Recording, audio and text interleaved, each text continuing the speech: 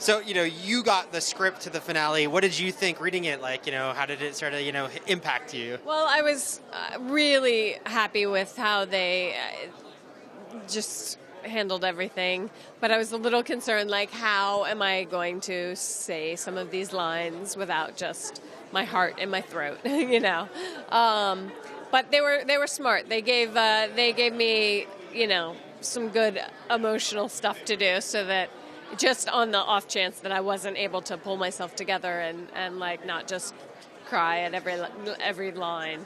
But no, it was great. We had so much to do because we were sort of trying to shoot Jason out. So, but everything was very sentimental and just like, oh, here we go. This is the last time we'll do this. And yeah. I got it like on a Thursday night or maybe a Wednesday night, I can't remember.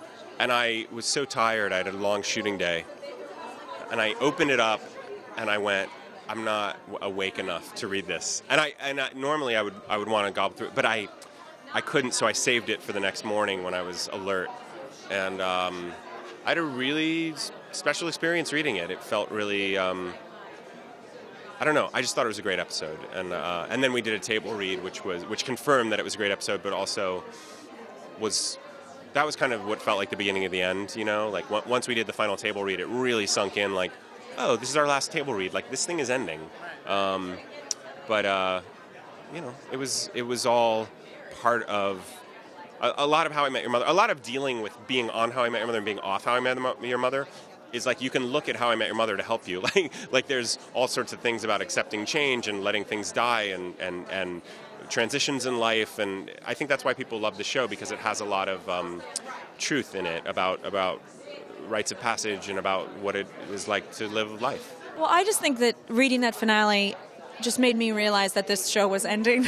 I could have gone another 2 years on this show. I did not want this to end. And I think, like, seeing that, like, oh my God, right, the series is over, hit me really, really hard. Even though I feel like I don't even have the right to say that because I was only there for like 8 months.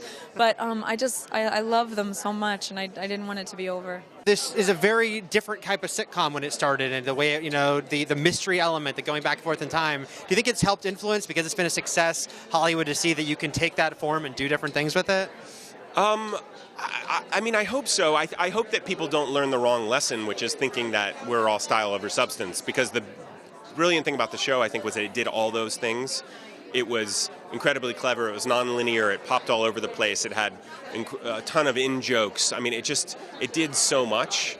But at the same time, it had this really big beating heart and was truthful and wasn't afraid to have quiet moments and honest moments. So I think it had an element of flash to it, but it also was always rooted in truth and always came back to a really sweet place.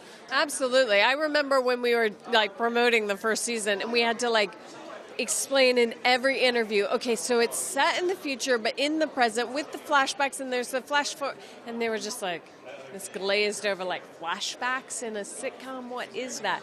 And now, I mean, you'd be hard pressed to like find a show that doesn't do flashbacks, or I mean, it's just the norm to do fast cuts, and it's not just the sort of, okay, we're going to be in this room for the next 22 minutes and we're not going to do anything other than be funny, Right. Like the sitcoms of the 80s, like there were 2 sets. That's it. Oh, absolutely. I think it's created its own type of comedy that people, I mean, I'm doing a pilot right now, but I read a bunch of different pilots and I could see so much of this show in so many of them. And that's very cool.